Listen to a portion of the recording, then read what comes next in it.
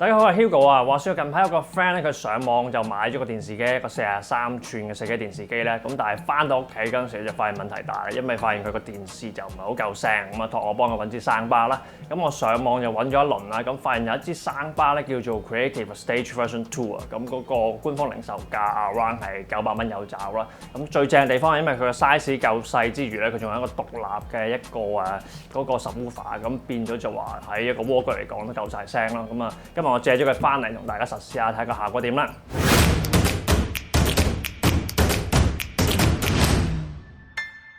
咁入正題之前係大家記得 CLS 我哋咧要 comment、like and share 我哋段片啦。咁我哋睇下個外盒先啦。咁佢呢個係 Creative Stage Version 2嘅一支生巴系列啦。佢其實有好幾個生巴嘅一個系列推出過嘅。咁啊，呢個 Stage 嘅系列咧，針對呢個蝸居嘅一個影院一個用途啦。咁佢最大特色咧，仲係有呢個 HDMI 嘅 ARC 功能啊。咁大家喺駁電視方面更加簡單直接啦。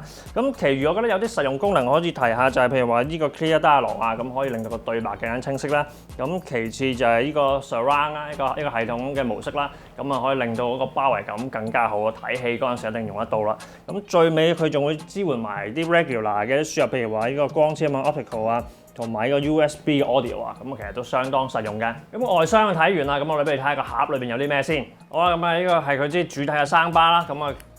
以呢個價錢嚟講，我覺得佢都算個質感都算唔錯啊！你插咗電之後咧，你會見到有個 display 喺中間啦。個 pad 你見到其實最明顯係有兩個 wall mount 啦。佢有一個 HDMI 啦，支援呢個 ARC 嘅功能啦。咁下邊佢有一個 aux in 啦。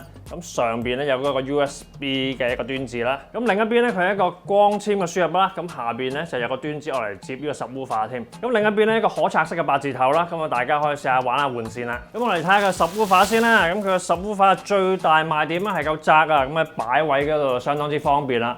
咁啊，其實佢係附帶咗一個5.25寸嘅低音啦，咁仲有一個氣孔啦，去增強一個亮感啦。佢將嗰個 source 同埋嗰個供電位咧整合咗一條線啊，咁啊直接駁落生巴嗰度搞掂晒啦。咁啊，隨盒咧其實附送咗兩條嘅信號線喎，咁樣一條 USB Type C 啦，另一條咧就喺個3.5嘅 audio 線啦。電源線方面咧，佢有一個英式嘅8字頭啦，同埋一個其他地區嘅8字頭，仲有埋一個遙控同埋說明書。咁配件係咁多啦，即刻同大家駁機去試下先。好啦，咁啊而家終於駁好咗啲 Creative Stage 嘅 Version 2嗰支生巴啦。咁喺擺位方面咧，嗰支生巴就擺咗喺電視機前邊啦，呢個位啦。跟住其次就係個 woofer 咧，就擺喺地下嗰一側啦。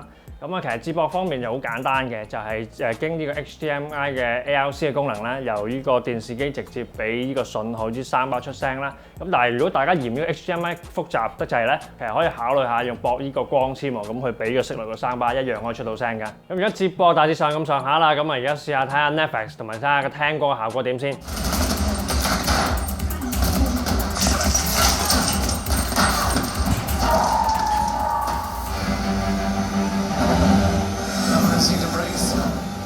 What's the situation, brother? Stop the car, man. Stop the car, we go.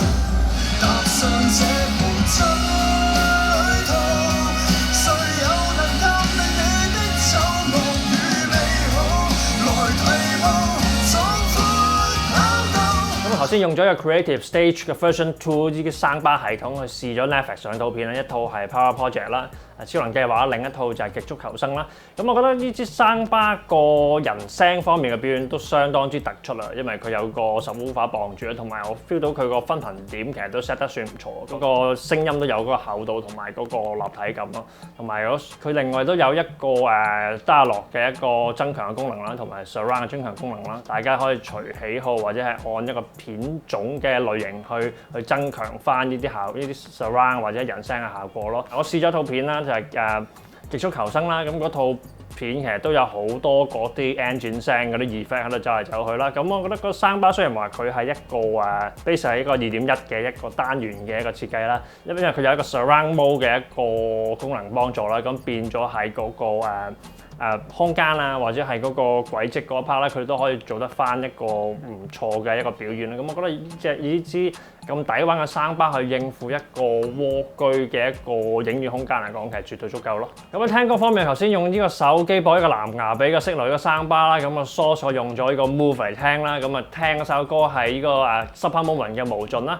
咁啊卡實落去之後，嗰個聲音我覺得支生巴佢都係對得住佢嘅身價嘅。咁啊，其實我就唔會話佢個聲音係真係好細嚟嗰種嘅，但係講真，佢個人聲啊、樂器嘅背景啊，跟住仲有啲動態嗰啲位置咧，佢都會交到應該有嘅表現咯。咁我覺得以一個方便性啊、一個簡便性嚟講咧，呢啲生巴係絕對交得足嘅。咁其實遙控部分咧，大家其實有3個掣都需要留意下嘅喎。譬如話就係呢個 surround 啦，大家可以控制呢個環繞聲嘅效果啦。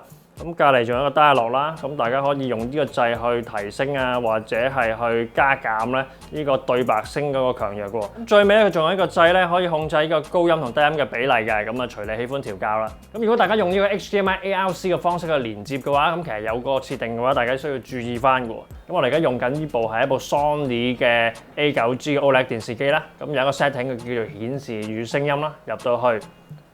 音訊輸出，跟住落到底咧，你會揾一個地方咧，佢叫做數位音訊輸出啦，去 set 翻做 PCM 嘅話咧，咁啲生巴就可以正常出到聲噶啦。咁如果大家用緊係其他嘅品牌電視機咧，其實都會有類似相應嘅一個音效嘅設定啦。咁大家一樣係將佢設定到 PCM 嘅輸出嘅話咧，咁就搞掂噶啦。咁今日嘅評測嚟到呢度啦。咁如果大家中意片咧，記得俾 like 啦，記得 subscribe channel 同埋最尾要撳埋個鐘仔咁樣 update 嘅話，就第一時間揾你噶啦。